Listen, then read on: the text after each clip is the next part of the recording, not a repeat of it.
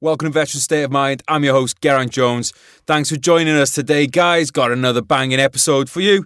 Before we get into it, I want to say a big thank you to Zulu Alpha Strap Company, Bombers Watch Straps for Ali Blokes. Zulu Alpha Straps have been in on the podcast for a long time now. We're very grateful for their support.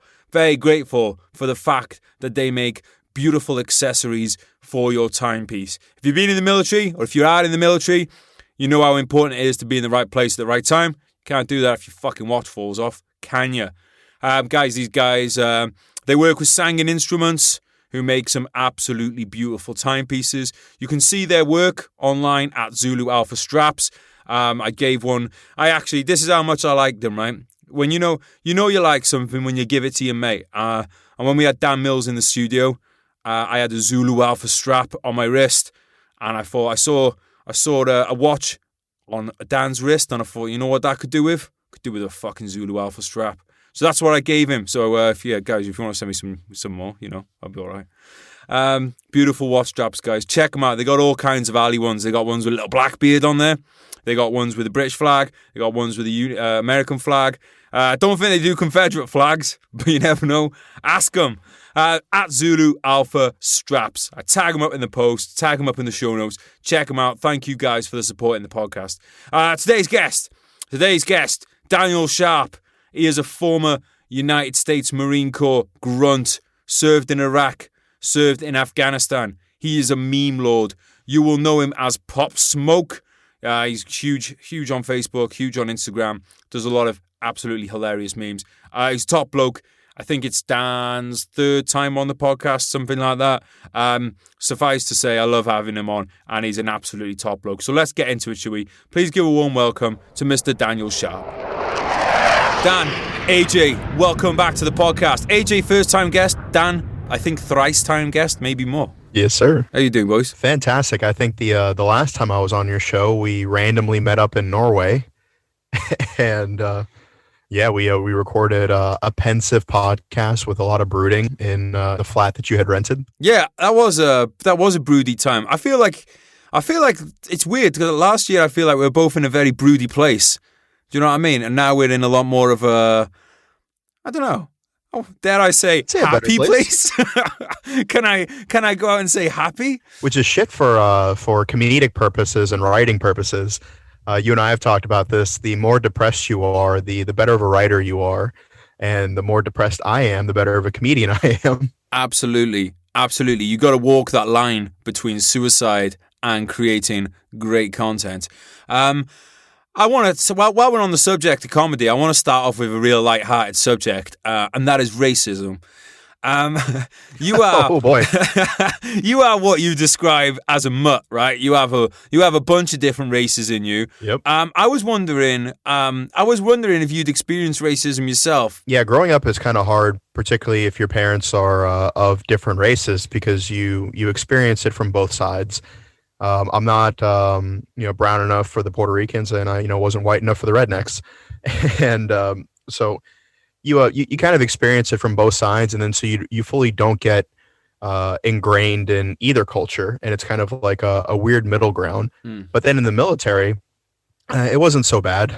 The only time race ever became an issue is if the Spanish guys were arguing with the white guys over something, and they needed numbers, so they'd be like, "Hey, Sharp, you're half Puerto Rican, get over here." And they're like, "But your last name is Sharp," and I was like, "But I was adopted."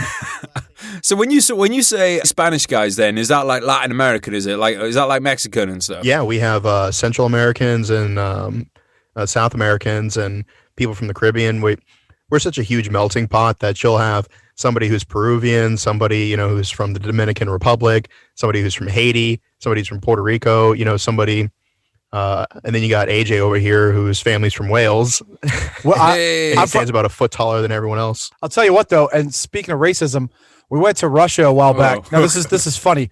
Well, it's funny from my perspective because it wasn't our fault. We went to Russia a while back, and Dan is just dark enough to where anytime he asked a question, they were polite enough to answer it, but they always directed the answer at me. Whoa. It's like... That's weird because you don't look like... Yeah. Like, I don't know, you could, like, with that beard, I thought you would definitely be able to pull off being a Rusky.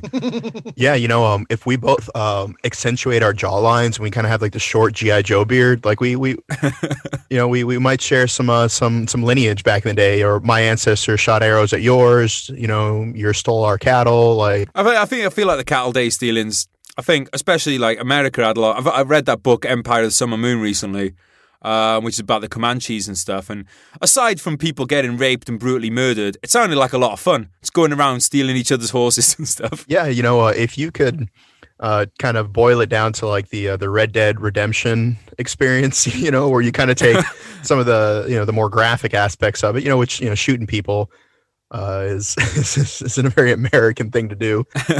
It pretty much is. It's a very human thing to do. So, but just get on the racism thing then. Do you feel like obviously there was like, you had like, look, being a grunt, banter is a part of being a part of a grunt's life, right? Right. But do you think that overall the experience of race was and like those racial boundaries were broken down by military service? I really think so, because regardless of whatever lot you were born into life, you were just the same as everybody else who was getting rained on, eating the same military rations. We actually, funny enough, one of the guys I served with had the Prince of Haiti as one of his junior Marines when Marines went down there during the turmoil. I think in like 2004, they were guarding the embassy, and at the time, like, he was a young man, and he was just very impressed with the professionalism and the respect and that people gave them and how good that they were, and he wanted to be like that. He wanted to be a part of that organization, so he came to America. And can you imagine that? Like, you're there with the rest of the squaddies, and they're like, "Hey, we got this new guy, but just be advised, like, he's a literal prince." Like, so. Well, the Fijians have a lot of that, because that's something in the British Army. You'll get like a private from like one battalion, like all these like NCOs from different battalions will like defer to this guy because he's a fucking royalty. Yeah. Back home, it's kind of interesting. Obviously, there's no national service. Because I remember when we were in Sweden, we were talking that they do have like, I think they brought back in their national service over there because of the Russian threat. But given that you say the racism was like the racial boundaries were broken down in the military, do you think there's something to be said for some kind, not necessarily military service, but some kind of national service in America, so that people could be exposed to different people from different races and different backgrounds in general? I do, and I believe that is our food industry, if I'm being honest, because one of the cool things about being in where I am now is if I pull up my phone, I can have cuisine from any culture delivered to my house within half an hour. And sometimes you go to like when I was in Peru, like there wasn't an Italian place down the road that I could go to. There wasn't a Mongolian restaurant. There wasn't fish and chips. There was Peruvian food. You don't do fish and chips well in America, though, man. I'm just gonna say it. Said it here first. Veteran State of Mind. Yeah, so I think that is one of the aspects that we have, is that your average American probably has sampled cuisine from several dozen different cultures, where that's not necessarily the norm across the world. And I remember I was taking this girl out to dinner one time, and she's like, "Well, where are we going?" I was like, "Oh, we're going to an Indian restaurant." And she's like, "Oh, is Indian food good?" I was like, "Well, 1 billion people eat it for breakfast, lunch, and dinner. So, I mean, I would assume that, there probably some quality dishes in there." Yeah. So you said the food industry, right? One thing that, because I always think like national service doesn't need to mean military service. And obviously in America, there's huge agricultural industry. And a lot of it is done, it's very it's unskilled labor. It's done by a lot of time undocumented workers. I think there's something to be said for every young person in America to be fucking put in the fields to pick the fruits that will feed the rest of your country for the rest of the year, and work alongside people from, if you're from New York, you work alongside someone from Kentucky. You're black, you work along someone that's white or Asian. You get a melting pot of all these people with a hard, working under the sun, working a physical job, and then at night you get fucked up together. I feel like there's a lot to be said for some, for that kind of experience. I mean, you said not necessarily military service, but you just described military service. You're gonna do a back-breaking menial job until you hate life, and then go get fucking hammered at the end of the day. But you don't. Yeah, but you're not killing people. But you're not going. You're not kicking in someone's door because their neighbor said they were a bad guy. You're not kicking in his door and shooting him in the face. Well, we have a core of civil engineers as well. Right. That is very similar to that. They go around and they inspect bridges and agriculture things, and it's not necessarily military service, but it is a federal institution that takes people from all walks of life, and your team might get sent to the next state over to help them with relief efforts if there was a big storm or a natural disaster. So I guess the civil engineer corps is kind of like that. Sorry, I was just going to say, is that a volunteer thing? Is it? Yeah, I think that's a volunteer thing, just like everything else. But I think there's a lot to be said about working some form of government job, like even if you're a clerk in an office, because like you said, it's a melting pot. Everybody has to do it, so everybody comes from every walk of life, and then you realize that different races or different colors and creeds and religions aren't the enemy. The government is the enemy. Yes, they are. AJ, you can come back on this podcast whenever you want, mate. Whenever you want. Class war. Here we go. All right. While we're on the subject, I just want to get one thing in on the military, because this is something that I asked. We had Captain Dale Dye on the other week, obviously Marine Corps legend. Yeah. And I want to ask you something that I asked him, which was because I'm just really interested in this. When you were in Iraq, you were in some tasty shit.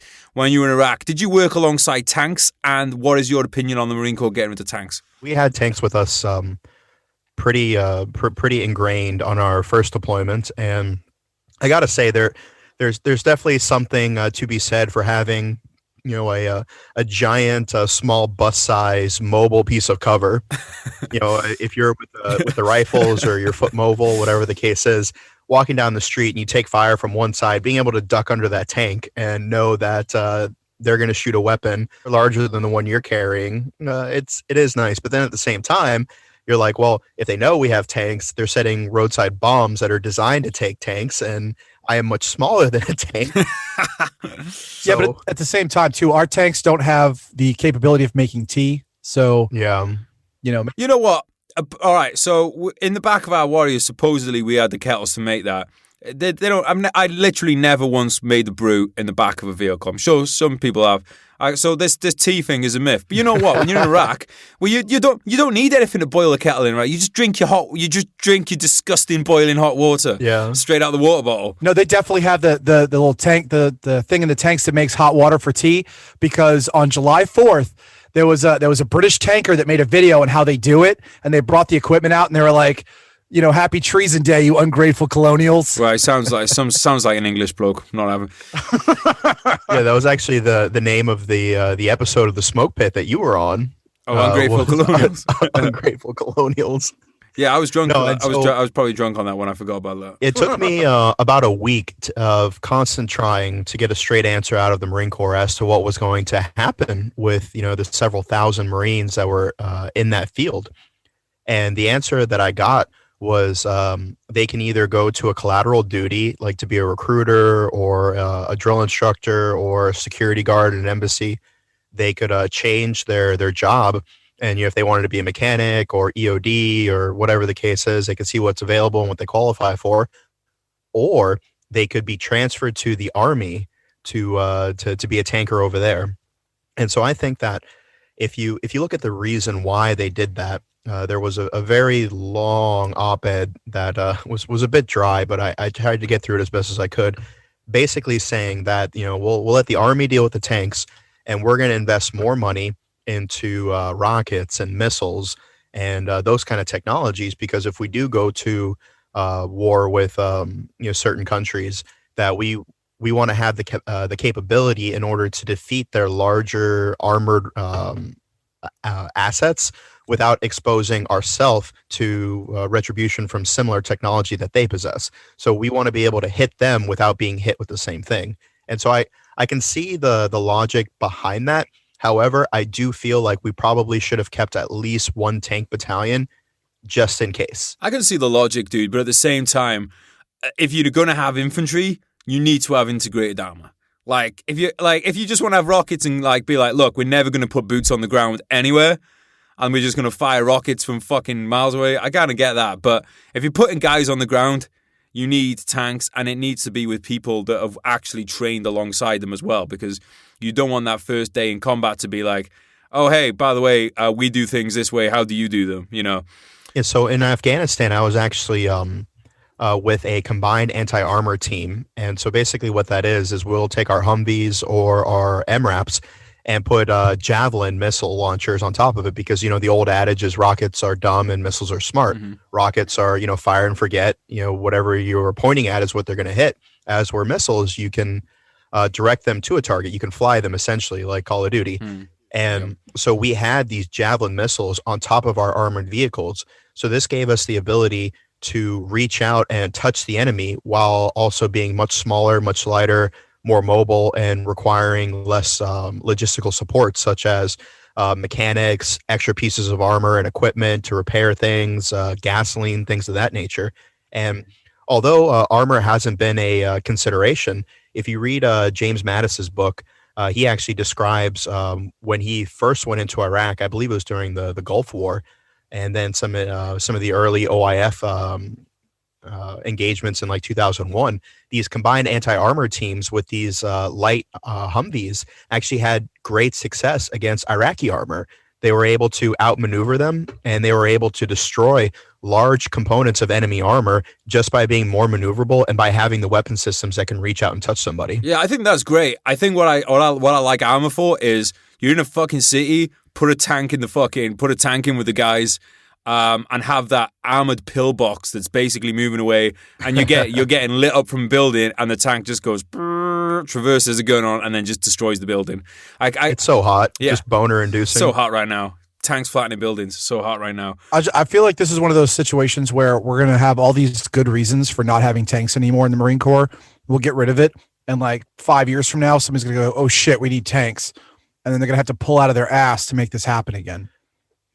This is kind of the way we go. No, what's going to happen is that, I don't think we've been in an armed conflict in almost 100 years that we didn't have our allies, you know, the Brits with us. So what we'll end up doing is being like, hey, you guys spend all the money to keep your Challengers, you know, trained and upfitted and stuff like that. And when we need armor, we'll just get a detachment from you guys. Well, unfortunately, they want to get rid of the Challengers to spend more on cyber warfare. So good luck fucking beating a T-72 with a laptop. I'm looking forward to seeing how that goes.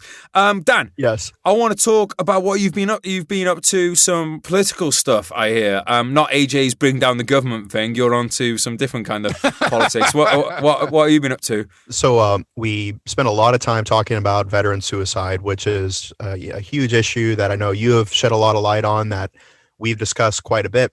But unfortunately, it's not the only enemy weapon system that you have to take into consideration. So, like, you know, you have to think about how to defeat enemy tanks, but at the same time, like, how do you deal with their mortars? How do you deal with their snipers? How do you deal with their maneuver elements? And so some of the other issues that we have is that sexual harassment and assault is a big problem over here in our military. And then furthermore, the lack of accountability for soldiers and such going missing and being murdered in various bases like Fort Hood. That has been a thing. And then primarily today, actually, right before we hopped on this call, we were up at the Capitol Hill with some of our senators and congressmen and comedian Jon Stewart from The Daily Show, talking about burn pits and toxic exposure. So basically, for those who don't know, we had to get rid of our trash some way. And in the early days of the war, they basically just burnt it with jet fuel. They use that as an accelerant. And now this was your everyday run-of-the-mill trash, from like, you know, empty rocket containers to MRE trash to water bottles to, you know, human waste, as well as batteries, pieces of neglected armor, human remains. Oh, shit. So if, you know, somebody got hit and they had to remove the bottom half of the arm or the limb to save the individual's life, they just had this arm or leg sitting around, and they would just literally throw it into a pit with fire that's, you know, batteries and all kinds of other stuff. And it was releasing thousands of chemical agents that are known to cause cancers and other ailments. And there were people who were sleeping within several hundred feet of these burn pits. Now, the largest burn pit was about 10 acres. And so you had all these troops coming back home with these unexplained illnesses and cancer. and they were not being given treatment. They were just said, well, sorry, like we can't prove that was as a result of the burn pits. And the science has been there. It's been proven by multiple doctors, by large case studies. But the big issue of it is how much is it going to cost to take care of this? And our Vietnam veterans experienced similar conditions with the Agent Orange pesticide chemicals and radiation from various things that we use.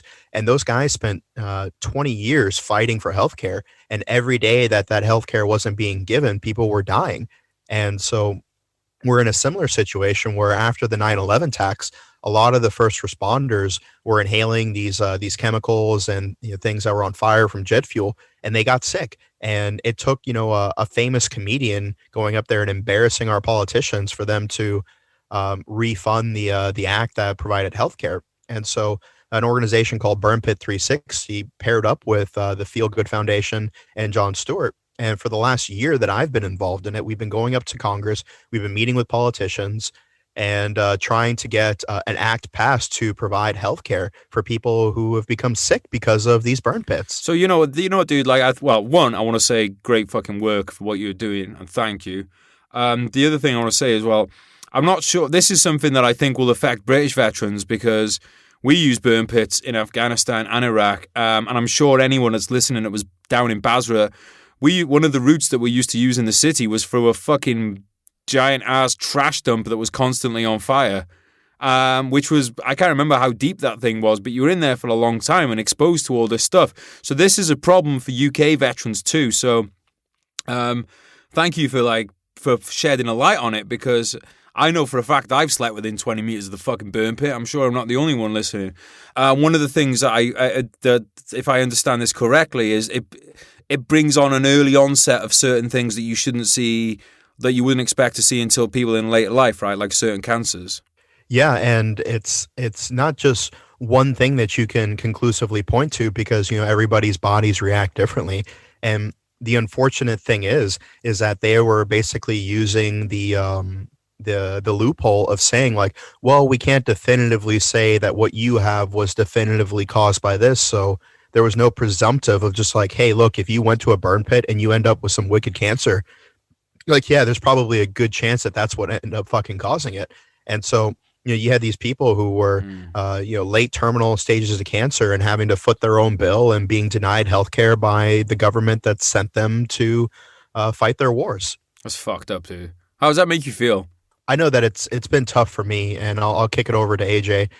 Just he could talk about it a little bit more, but just kind of like hearing the stories from some of the family members has been rough. Yeah, so they started the press conference, and you start hearing these some of the soldiers that actually experienced some of this are standing there, and they're telling their stories. The family members who've, like, the spouses of people who have died are sitting there telling their stories. And at the same time that's going on, but right behind them on the steps of the Capitol building, you have a bunch of politicians come out, and they start going on this political tirade about how they're going to fix this and they're going to fix that. And the other side just wants to, watch America burn. And they start talking about, oh, I'm a Navy veteran and I'm this veteran. And it's, you know what? Right here, you've got these people who are suffering. They're standing right there. Like, not people who know somebody who met somebody or whatever. They're physically standing right there. And there was a part where they broke up with whatever the hell it was they were doing, and they come walking by to go wherever it is they're going for the day, and they're just wandering on by, and it just it infuriates you watching these people, because, and Jon Stewart made two really good points that stuck. One is, just as Dan was talking about with the presumption, right? With smoking, we know that smoking causes cancer. Can I show the causal link in each individual person that you smoked X number of cigarettes and it caused you to have X cancer? No, right? That's not how it works. But that doesn't mean that it doesn't do it, right?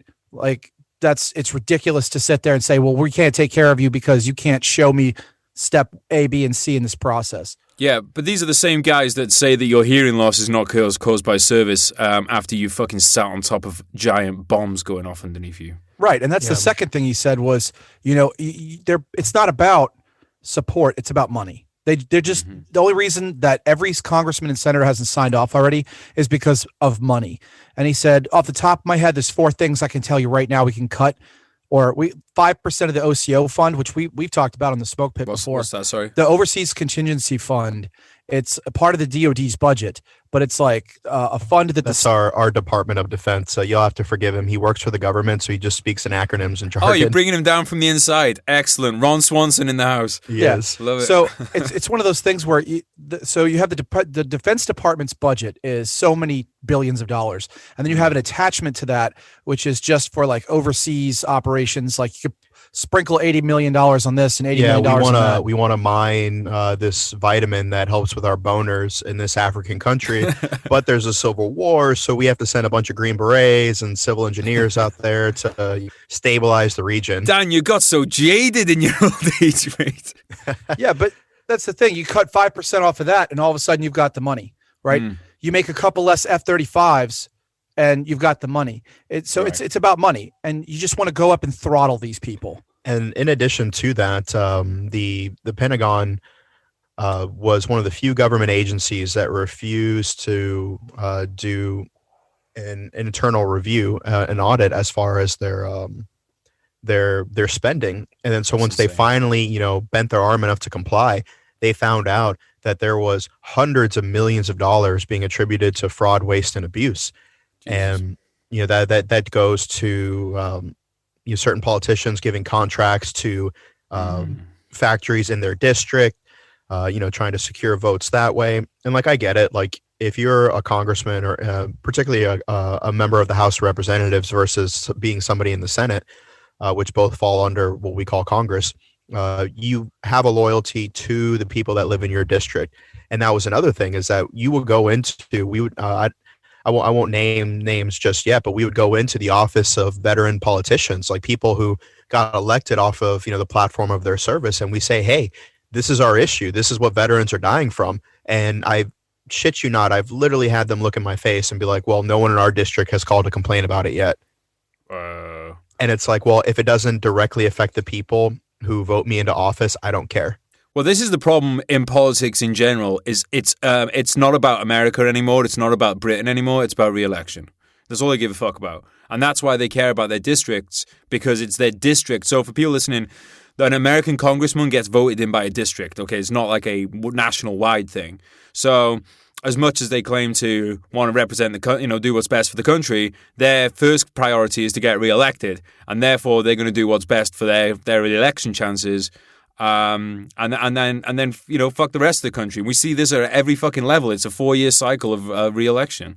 Yeah, and it's unfortunate because there are not term limits for us. So you'll have people that get into their base, and yeah, I get it. Look, there's nuns and orphans and puppies and the whales and the unions, and there's all kinds of things that people care about. Mm-hmm. There's only so much money in the pot to be spooned into various bowls, and so I get it. However, it's like if you have the money to start a war, you have to budget the money to be able to take care of the people who come back. Absolutely. And we're not even talking about, when we're talking about you have the budget for the war, we are talking about an insane amount of money. Trillions. We're not talking, trillions. The fucking cost of a JDAM. How many people with burn pit exposure could you help with that one fucking bomb? Yeah, but it is sweet to see those things blow up. I don't know about you. They're pretty cool, mate. I'm not being funny. Maybe it's worth a few people passing away to see that JDAM. Joking, people. No, I will say with all kind seriousness, it's kind of funny. It's like the government's like, all right, look, we're going to spend $500,000 for these 10 people. Now, whether it's a JDAM to keep them alive in a firefight or the healthcare afterwards, like that's all you get. Like, do you want to die now from enemy fire, or do you want the JDAM? Thing is, bro, as well, if you said to guys, it's like, guys, we've got air on station. You can have this JDAM, but if you do, you don't get any kind of aftercare from the military. Be like, drop the fucking bomb! Fuck yeah. We're going to live forever. Are you considering making a political... Do you think politics is going to be something that you might go down in, the route you go down in your life? Well, unlike AJ, I'm currently not old enough to run for president. Yes, you are. Wait, there's an age limit on that? There is. You have to be 35. They've got it on the fucking wrong end of the scale. They have a fucking geriatric fucking running for it, but you can't be. That's ridiculous. Yeah, you could be such a great candidate in your early 30s. I mean, personally, I don't think, but like, it's ridiculous to have like an age cut off at the bottom, but not have it with someone that's got fucking dementia. Yeah, and I totally agree with that. I think that at some point in time, I will make a run for some office. I actually currently still hold an office of on a city council committee, which I'll be honest, I really haven't done anything with. Like, I got my certificate in the mail. I had to go to the courthouse and take an oath and swear into my office and say that I wouldn't abuse my power. But I that's the first thing he did was abuse his power. Yeah, okay. we literally have an entire episode. Ordered some pizzas. Yeah. Get the pizzas in, boys. Which it amounted to nothing. Like, nothing's come across my proverbial desk that there just hasn't been any matters for that office to deal with. And that's the problem with the government, is there's so many different compartments, and it's just like, all right, now that you have this set up, somebody's like, well, what about this issue? Like, okay, create a department. All right, well, what about this issue? Okay, create a department. And now, before you know it, you have such an intricate, system of roots that, dig into the soil, but none of them are really tackling the big pervasive issues that have the potential to affect, hundreds, thousands, hundreds of thousands, millions of people. And by second and third order effects, the amount of money that we could save by doing early onset treatment and screening and preventative measures and not using burn pits, we could end up saving 10 times that much in late healthcare budgets. And then in that time, we could take that money that we save and invest it in education and infrastructure and the roads. I'm tired of fucking hitting potholes, Garrett. Like, I'm fucking tired of the potholes. Try living in Wales, mate. It's a third world country. I can't even upload videos. Of the fucking podcast. To give people a very basic analogy of this, it's kind of like, if you want to get fit, the way the government would do it if you want to get fit is, right, well, we'll have a board, we'll form a committee about how to get fit. Right, I think I might use kettlebells. Right, let's form a committee about what kettlebell to buy. Right, let's form a committee about what weight. And you end up with all these committees and you never actually do any fucking exercise. Yeah, and then somebody's like, well, wait a second, there was corruption in the kettlebell committee because so-and-so's brother works at the sporting goods store and they were going to buy him from there. So now you need an investigation to investigate corruption in kettlebell committee. Like, you know how to fix the problem? No kettlebells. You fire everybody. I do think in America especially there needs to be almost like a bit of a... I want America to be peaceful, right? Let me say that. I'm a little bit bitter that we lost the war, but like, I don't want America to be burned out. But yeah, you enjoy the women and the drugs here, so like... No, I do not enjoy the drugs, Daniel Sharp. I enjoy the company of my friends. Hang on, you throw me off now. All right, I don't want America to be... I'm just thinking about drugs, aren't I? I don't want America to be raised to the ground, but at the same time, the state, like America's politics, is in such a state. You almost think like, right, this thing needs tearing down and building again. Like, if American politics was a fucking house, it would be a crack house. You're absolutely right. And one of the problems is that, like Dan was saying, we don't have term limits on people in Congress. There was a guy who voted against civil rights in the 60s who only retired in like 2010, 2012. Like, at what point do you get to be in office for so long that you forget what it's like being an average citizen? Well, most of them go straight into it now. They don't even have jobs beforehand. They go straight into politics. Yeah, they get I think that I really like your analogy of the crack house, but America's crack house has 5G, Wi-Fi, and a Lamborghini sitting in the porch. Like, the house infrastructure is shit. It's dirty. Like, there's crackheads sleeping around everywhere, but like, we got all the bougie things, like there's, the fridge is stocked with alcohol and steak, Yeah, it's a weird one, dude, because America, like, don't get me wrong, I still want to live in America. Like, I think America has got so much good shit going for it, but politically, and like, just the other thing as well is like, I love America and I want to live there. So I'm not bashing America or whatever, because I know sometimes, I tell you what, Americans are the worst people at taking criticism. I'll say that, because I'll make a post about America where I'm like, I love America. I want to live in America. America's great. Here's something I don't think's perfect, and people will be like, well, fuck you. Who the fuck do you think you are? I was like, dude, I'm trying to, I love America. I want it to be better. But the political system, and there's a lot of stuff that goes on in America where it's like, you know, the fact that things like the Patriot Act, they're so un-American. The fact that your own government could just like fucking look through your fucking browsing history and shit with no warrant. There's a lot of stuff in America that's going on right now, which I would say is very quote unquote un-American. Yeah, I agree with that. There was an unfortunate instance of a FBI analyzer who, after going through AJ's browsing history, was so distraught that he actually had to be committed. And so now the taxpayer has to foot that bill. You know, I was about to say, if he had just stayed out of AJ's browsing history, then he wouldn't be in an institution right now. I was about to say, just because you have the ability doesn't mean you should do it. Okay? This is bad. The FBI, CIA, whoever's listening to this podcast, I'm not trying to hide anything from you. I'm just trying to save you all that government money for therapy. And those bleeding eyeballs. He's just got a lot of search for thick women in his browsing history. I do miss thick women. Like, America has the best thick women. Especially, I mean, Dan, you're from Florida. Florida has the thickness. Yeah, it's it will definitely make you develop a sickness for the thickness, and particularly because, you know, we have more immigrants than any other country in the world by far. Like, I think the next highest is Russia, and we double them.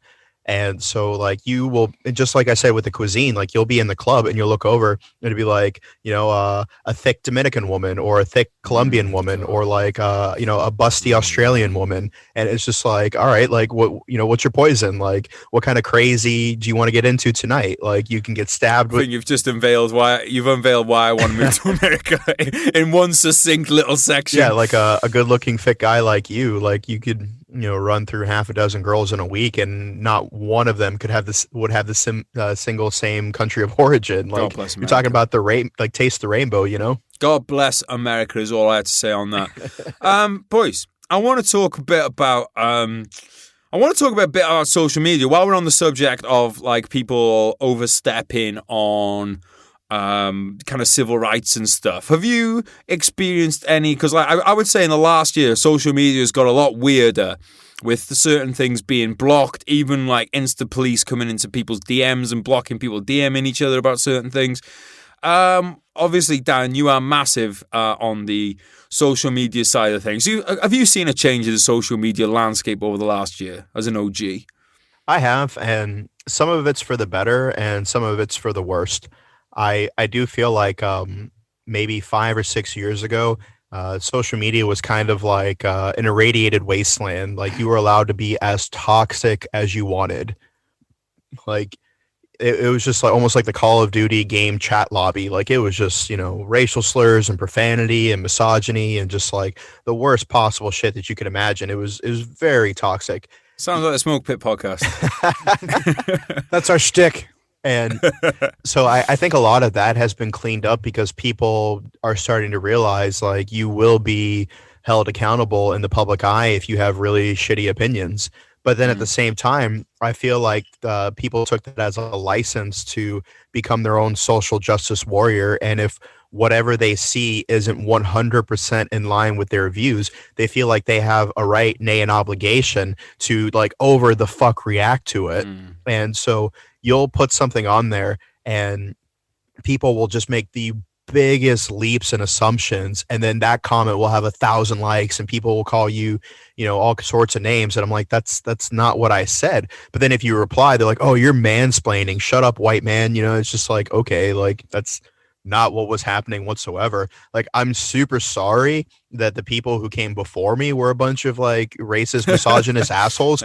But I've never been the manager at some like, you know, financial company who was like, I'm not going to promote you because I'm going to promote this white man instead. Like, I've never done that shit. Yeah. I've never benefited from that. I grew up in a poor neighborhood. Did you own slaves? No, most certainly not. Like, most certainly not. And like, I grew up in a very poor neighborhood. I was, you know, adopted several times. My mom declared bankruptcy. Like, the state came in and like, you know, took custody of her children. Like, I was in a battered children's shelter. Like, I came from a poor fucking background in Florida. And then to have, you know, some, you know, college girl who, you know, is going to some prestigious university that costs, you know, more per year than most people's, you know, total value of their house tell me that I have privilege And it's just like, okay, you don't know anything about my story. I fought literally 2 wars. I've done nothing but fight for the veteran community since I've been back.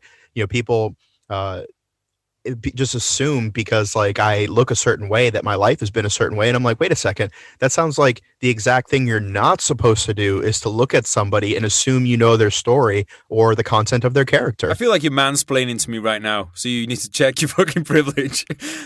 He is mansplaining right now. Dude, it's fucking nuts. I hate this assumption that like there's a lot of cunts out there, right? Yeah. And we should call them out where we see them. But I hate this assumption that you're a cunt because of you're a dude or you're white or whatever. Or it's like whatever. Find whatever category fits whatever the subject is this week. I like to think that we can come to each other with the assumption of someone's good and then have it prove the opposite rather than coming on the assumption that someone's bad. Yeah, and I say that like I've posted a lot of things that I've felt very strongly about, and being in the public eye, you have to be willing to have thick skin to have people disagree with you, have people say terrible, unfounded things about you, to assume the worst of your character. And so I've posted things on both sides of the spectrum. I've posted say like, hey, I think this was, police or government overreach. And at the same time, like, I feel like this is being blown out of proportion because it's trendy to do so in society. This is what's actually happened in this circumstance, and trying to do my best to be measured and fair and just call it straight and like call it how I see it and give an objective opinion. You end up pissing off both sides. And I feel like that polarizes people because like there's so many people out there. It's like if you're not in front of a large audience putting your beliefs out there with your face, like it's hard to make a comment on it because like you don't have as much skin in the game. You really don't. Like, yeah, conversations like that happen in like your office or whatever, like the worst thing you stand to lose is have 2 people mad at you. But when you put something out there that thousands of people see, tens of thousands, hundreds of thousands of people see, and then to have people in the comments calling you a cunt because they disagree with whatever you're putting out there, it sucks a bit, mainly for the fact that like I realize that that's why people are so polarized, because it's tribalism. If you're not with your tribe, you stand to be picked off by a separate tribe. So people are separating themselves to one political party or another, or one side or the other. It's us versus them. And America spent the last 10 to 15 years preaching so much about how you're an individual, so your style, and you should get our company because that makes you an individual, or you should buy our product because a discerning individual like yourself knows fine qualities when they see it.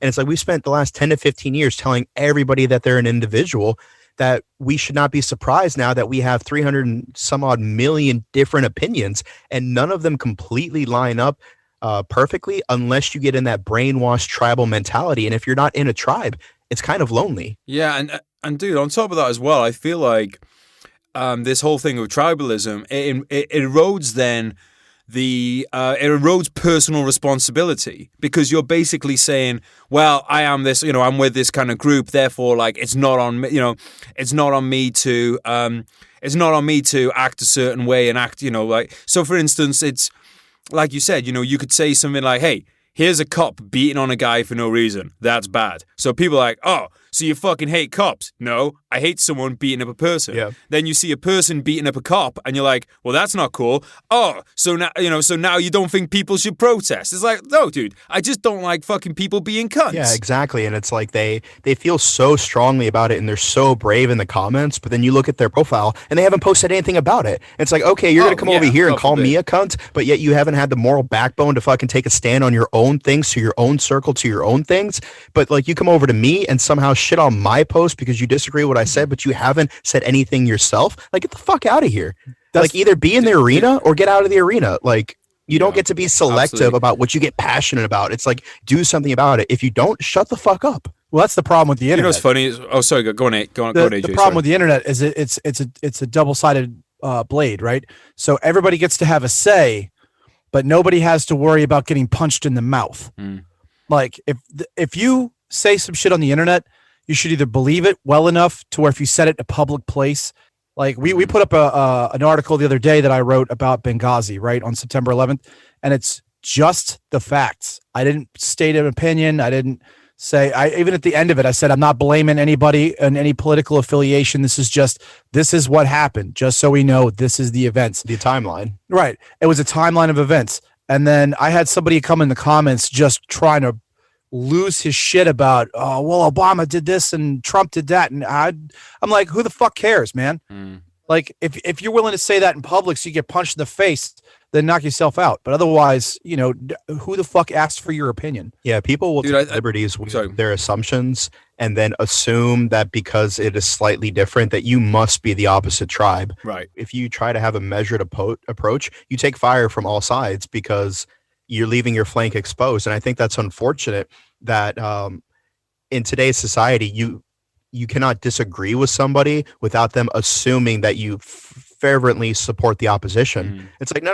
I can agree with 96% of what you said, but let's talk about the 4%. Like, oh, well, you must hate babies. And like, no, that's not what I said whatsoever. Like, yeah. And the other thing as well is they're assuming that you have a different endpoint to what they want. So, it might be like, so for instance, the COVID thing. Their thing might be, hey, I want everyone to be locked down because not people don't die. And then my thing will be like, well, I don't want governments to lock people down because I think people will die from that in the long term. So you're both coming from the same endpoint of we don't want people to die. Yeah. You just have slightly different kind of priorities. Something I think on social media, though, should be your thing is you shouldn't get to post on other people's posts if you have a private profile. If you have a private profile, you should not be able to comment on it. Like, there should be a setting that you cannot comment on other people's fucking shit. Well, my profile is private, but that's just because I do tend to piss off a fair amount of people. So like I try to keep my comment sections free from bots and scams and stuff like that. And because like if I'm making a very heartfelt post about suicide prevention and like the first comment in there is just like, oh, tap on the link on my bio to see my butthole. And it's just like, okay, I'm going to click the link, but at the same time, like that's not germane to the point. Well, I want you to see my butthole. Come on, man. And it's maybe just that like, will stop I'm the hardest 15-year-old rapper from Sussex, and it's just like, dude, like read the room, like the hardest and the only. Yeah, the only one. And lack of competition. That dude's going hard in the paint.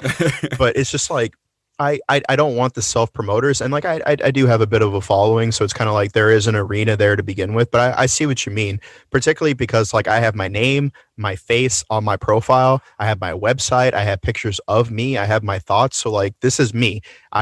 There's people out there that they'll have like, Funkmaster Flex 69 and then like an anime character profile picture, and they're like, you're a piece of shit, I hope you die. And it's like, okay, anonymous person on the internet, like, how about you say it with your chest, Two jerks off over anime. If you got an anime picture in your profile, you jerk off to anime. And if that's your thing, that's fine. But then don't be saying I'm a bad person.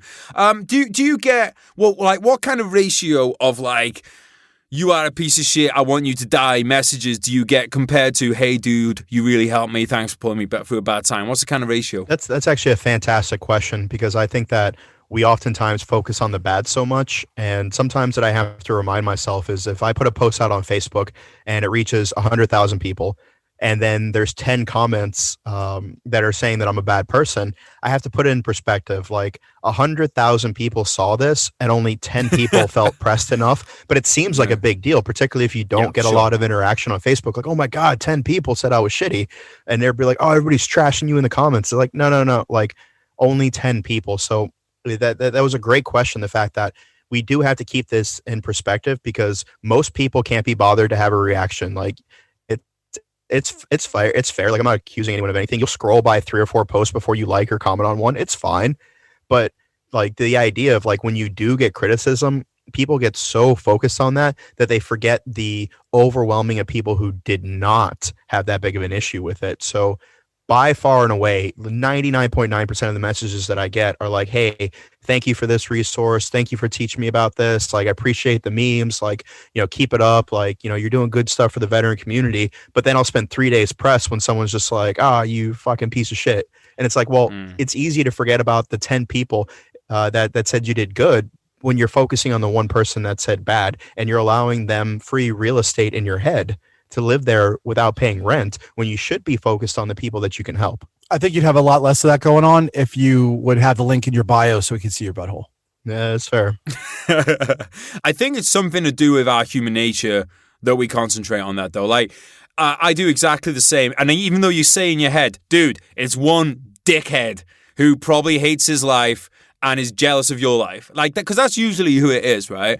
But it's just human nature, and I've heard the same from everyone that's in the same position. So I think when you understand as well that it's human nature that you're going to do that, you start thinking then like, you start kind of worrying about it. Do you ever consider coming off social media? Oh, all the time.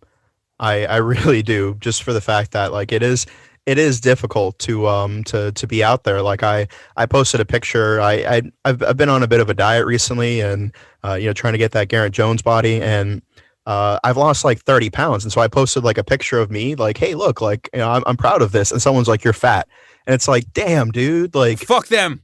You're looking svelte. Fuck them. Like I really spent all this time and energy trying to make a difference, and then like when I go to show the class what I made in crafts, like the one person's like, it sucks, and like, dude, like, yeah, and so I do consider it a lot, just for the fact that like you do become a target for other people's shitty lives, and this person could deal with their shitty partner. And I'm just holding up a note. It said, on my notes, I put a note saying, you're looking trim. It was on my notes. Look. Oh, you can't see. Oh, but I literally, no, look, literally in my notes is like, you're looking trim. Like, that was one of my notes. So fuck that person, mate. I appreciate that. And so not having him speak to you like the cunts. That guy, he was a warrior in the military. Like, he had a machine gun. He was in charge of a section. Like, he was the dude. Like, he was the one that said if, the privates could go to lunch, like, he was in charge. And then he gets out and he gets a job, and he's got some civilian dickhead boss that doesn't understand and treats him poorly. His family doesn't understand why he's drinking so much, why he's depressed. And the one glorious moment in that dude's life is giving me a hard time. Yeah. And so, like, I try to, just like you said, remember that generally the people who are the most negative about other things is because they have negativity about themselves that they don't want to work through. And so it's easier to channel that towards other people. So you're absolutely right, because I'm only human. Like I've been, called bad names literally thousands of times over the last 5 years, particularly if I have something go viral that's like a picture or an article of me. There's always going to be that, 2% of people that have shit to say. And it does suck, because you're just having a good day and you get a message just like, oh, you fat piece of shit. And I'm like, oh, thanks, mate.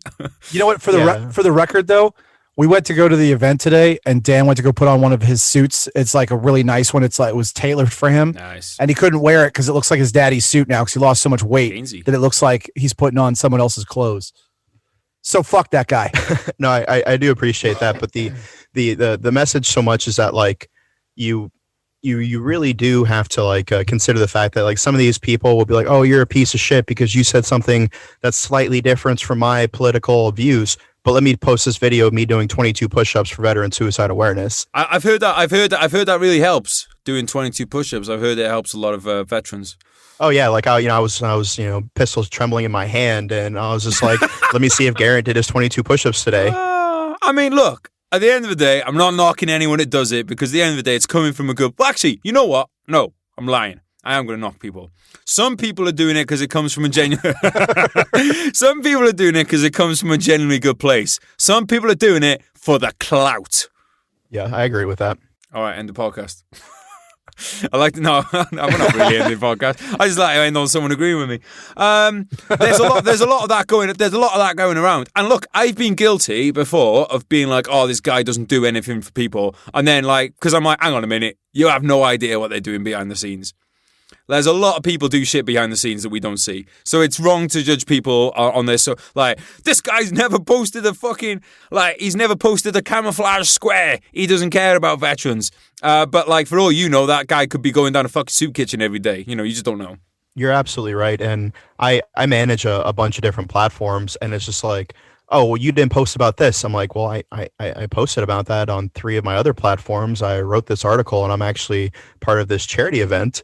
And then, like, they'll just call you gay and block you. And it's just like, all right. Well, you should have sucked his dick then. if you didn't want that to happen. The thanks I get. Maybe if you just shown him your butthole, this wouldn't have been a problem. Well, I'm going to need you to shave it first, because it is hairy. It looks like the forest moon of Endor back there. That is a lockdown butthole. Definitely. While we're on the subject of charities, I want to shout out our mate Scott Davison. What a legend of a bloke. Shout out to him. Yeah, no, the Bobiz guys. Have you got any guys? Because I know you've done a few things with Scott, haven't you? Yeah, Scott, he's been great with these events. We've been doing these veteran transition events for going on 2 years now, where we'll get big corporate sponsors like Samuel Adams Beer Company, various whiskey companies, T-Mobile, the Washington football team, which that's another subject, but. And these big corporate events, and we'll hold these open bar events with all these resources like, hey, like the FBI is hiring and they have a representative here. This big company sent an admin professional to help you with your resume to show you what they're looking for. This company does service dogs for, people who have extreme PTSD. And it's like we bring together all these resources and they're free to attend. And we get hundreds and sometimes thousands of vets that show up to these seminars that we give, and it's awesome. Like we're about to do another virtual one, and like Jocko, he's going to be a speaker. Chef Rush is going to be a speaker.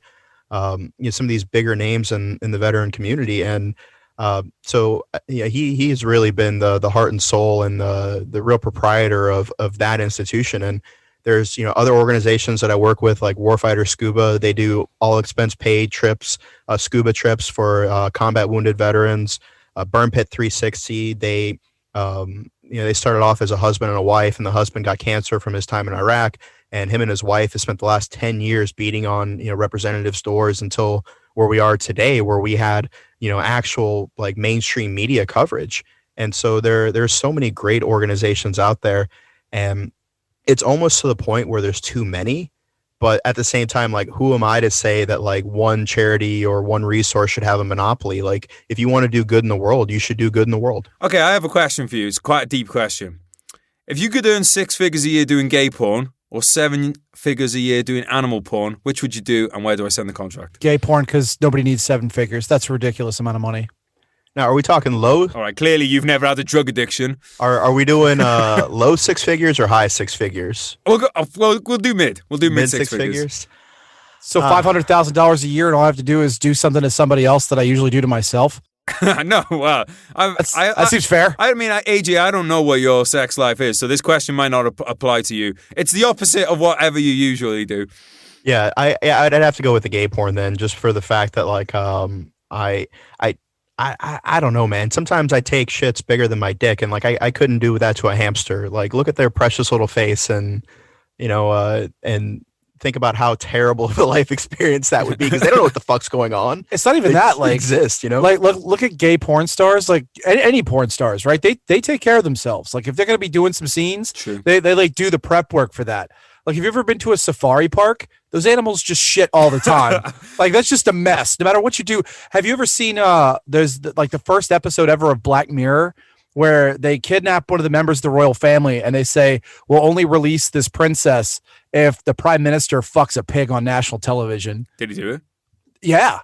Like, they try to come up with all these ways to get him to not do it, to FUD. They're like, we will not negotiate with terrorists unless it's fucking a pig. In which case, if it aligns with if it aligns with the values of the prime minister, then he will do it. Well, he tried to get out of it all kinds of different ways, and at the end, like he just had to do it. And so they gave him some Cialis. And they're like, "Get in there, sir!" Slapped him on his ass. And so I mean, that's terrible. Like, I'd rather do it to a willing participant. And not only that, but I feel like you'd be much more likely to get canceled for the animal stuff, because like if you do it for like the gay porn, you're like a hero in certain circles. Like you'll have a community to have your back. Like. Do you guys watch porn? But, yeah, literally. Oh yeah, quite a bit. Yeah, AJ. Yeah, quite a bit. I've viewed my fair share of indecent material. Well, we've all viewed our fair share, but I'm saying, like, for me, as I get older, it's like we were talking about earlier, it becomes like, part of it's like a time thing, and the other thing as well is I think there's I think you're healthier mentally if you don't watch it than if you do. Put it that way. Especially like when you're, you set a long day and all you just really need is a good wank, and then you come across one of your buddy's dicks who's a porn star, and I'm just like, Will, get out of here. Are we talking about Will Pounder here?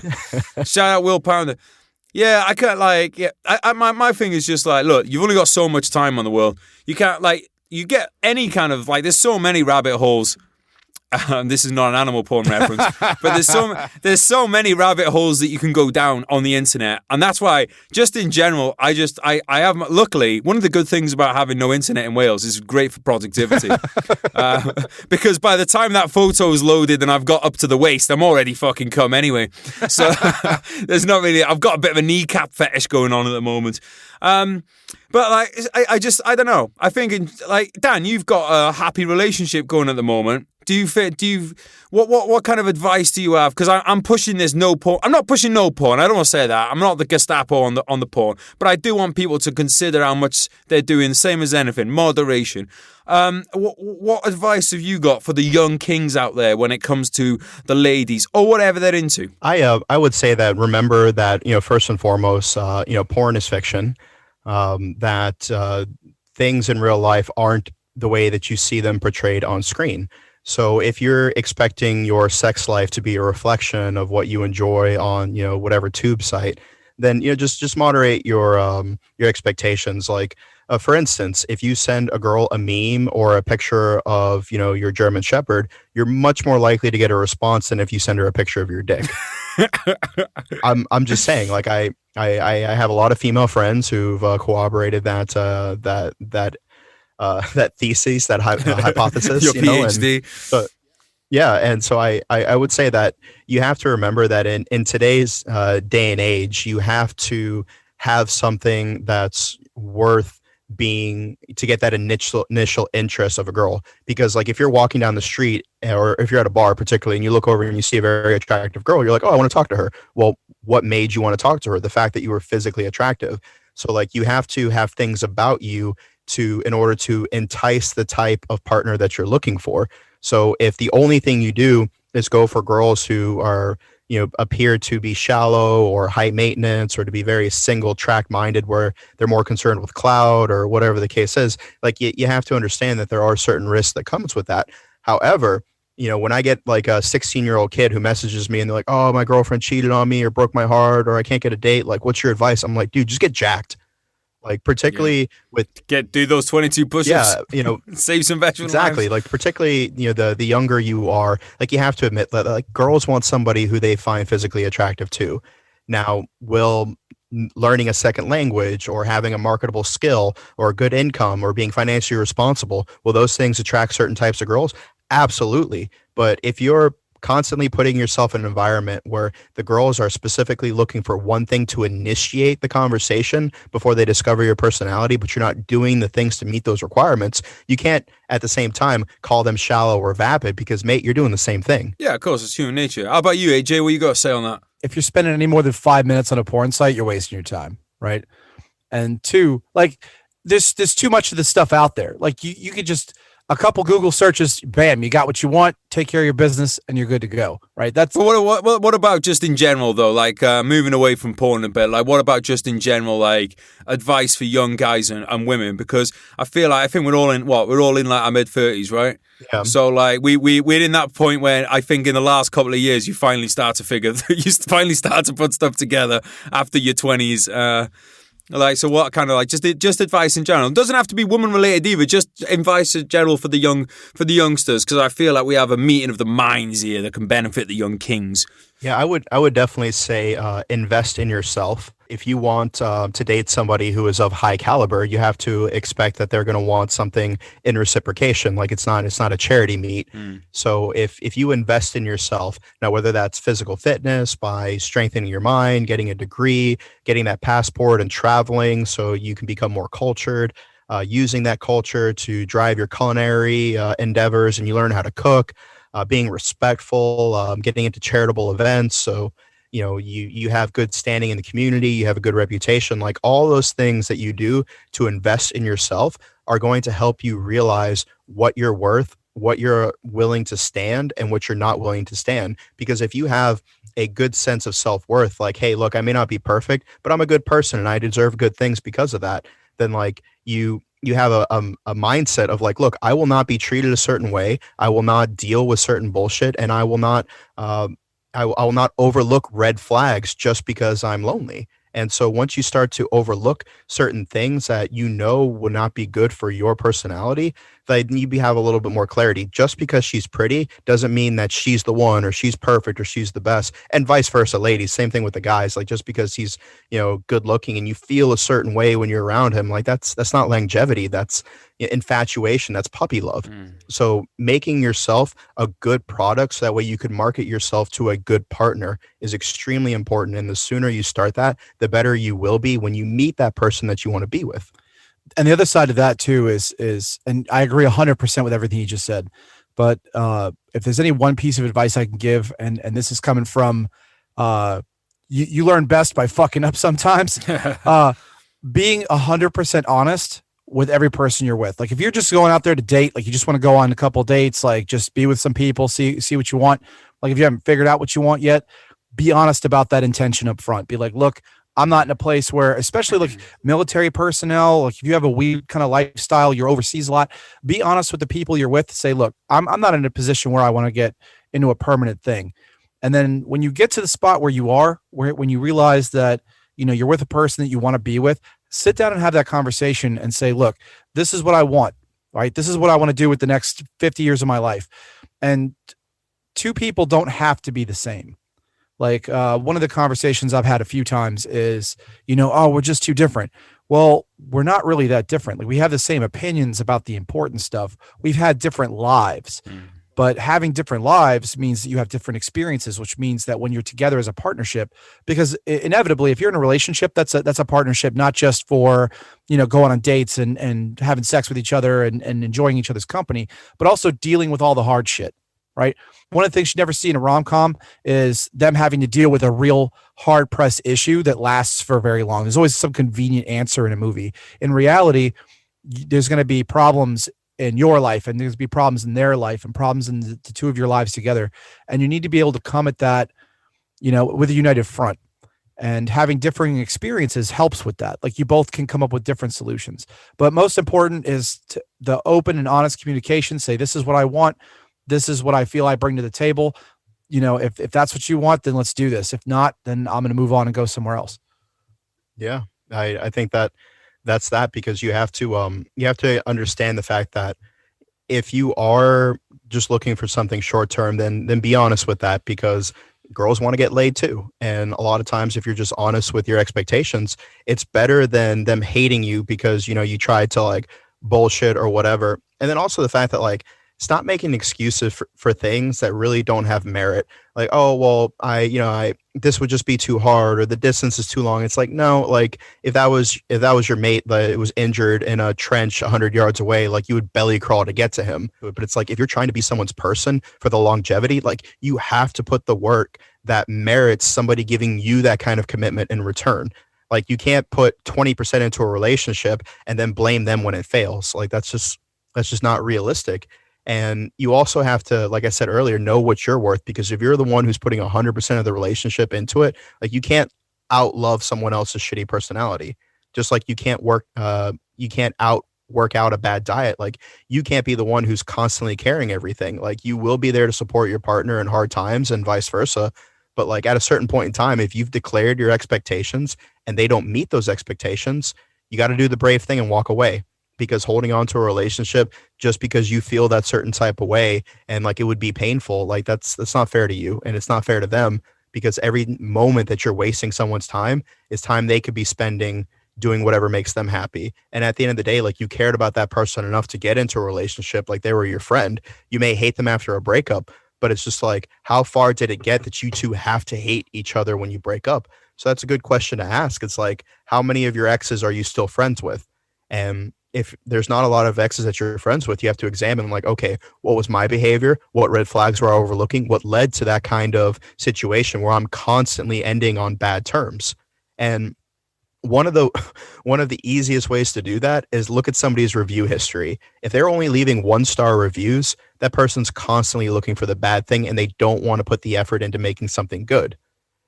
So like if you're only leaving 1-star reviews, like you have to ask why, or if that person is like, is that their personality trait where they're only looking for the bad? Are they also willing to support the good? Are they also willing to go out of their way to put energy into something that doesn't benefit them whatsoever? Those 1-star reviews are done out of spite because they want somebody else to see it and not give that business, not give that establishment business because of that 1-star review to change their mind. But like, how many times are you going out of your way to help somebody in their dream and their endeavors when it doesn't benefit you? So those are just like little things to pay attention to, how someone else views the world. So before you date somebody, like on a boyfriend, girlfriend, like serious level, ask for their Amazon so you can see their 1-star reviews. Ask for their Yelp. Be like, let me see your Yelp account. Hand that over here. Yeah, guys, there's a lot of wisdom there. We got to wrap the podcast up now, but especially young listeners, go back and listen to that last few minutes again, because there was some absolute fucking gold in there that I wish I knew when I was a young king. Guys, thanks so much for coming on today. It's flown by as ever. I will let people know. I will put in the show notes where people can find you so they can click through. So don't worry about all that. But thanks so much for coming on, boys. Yeah, it's always a pleasure to be here, and I can't wait to go party rocking with you again. Yeah, I can't wait to touch you and smell you. Hopefully sooner rather than later. Thanks for coming on. I love you. I'll catch you soon. Bye. Bye. Guys, thanks for joining us today. Dan, thanks for coming on, mate. Thank you so much, Zulu Alpha Strap Company, for supporting today's podcast. If you want to check them out, guys, they are linked up in the show notes. So are the Royal British Legion. They have been getting it done as a charity for veterans and their families for over 100 years. They make this podcast possible. Without the British Legion, there is no podcast. They do so much for veterans. You can find it at rbl.org.uk, or just Google Royal British Legion or at Royal British Legion on social media. They make some excellent posts, keeping alive the memory of those that went before us. We will remember them. We must. We have to. So please, guys, check them out. Spread the word on what the Royal British Legion are doing, because you never know who needs it. And while we're on the subject of spreading things, I'm not talking about what's in your pants. I am talking about what's been in your ears. Might be the same thing. Fuck knows what you lot are into. If you enjoyed today's episode, please tell a friend about it. Please leave a review. Please make a post. Help us grow the podcast. You never know who's going to benefit. It might benefit me, actually. Maybe you want to do me a favor. So spread the word, guys. And let's keep the podcast growing. Thank you so much to all our guests that have been coming on recently. Thank you, guys, for listening. Thank you, Zulu Alpha Straps. Thank you, the Royal British Legion. Guys, I'll catch you next time. Love you. Bye. Yeah. Listen. Shout out Teaser. You told me not to worry, and you wouldn't break my heart. You told me you were sorry, yeah, my whole world fell apart. You said it's not my fault, and yeah, I've never done you wrong. I'm grinding to a halt, now I can see you're moving on. I promised I'd get better, and I told you things would change. You keep me to the gutter, yeah, I'll never be the same. I've gotta let you go, now live your life and spread your wings. And yeah, you put on quite a show, and pulled the puppet strings. And are you sure that you don't want me? Remember all the pain, or maybe you should thank me. It's your loss and my gain. I'm leaving now forever, I won't hang my head in shame. But yeah, you've taken me for granted, and you should feel ashamed. You sold a dream to all of us, a dream that we'd all die for, a reason for us all to live and something we could fight for. I might just help a man up to his feet or hold a newborn, but no matter what I do, my hands remembering my rifle, yeah. Life's hard, I know that, still wouldn't change shit. I wouldn't go back, yeah, I wouldn't go back. Feelings I hold back, memories fade, yeah, they go fast, yeah, they go fast. Good times that come and go, survive the highs and lows, just take it step by step, I guess, yeah, I suppose. Good times that come and go, survive the highs and lows, just take it step by step, I guess, yeah, I suppose.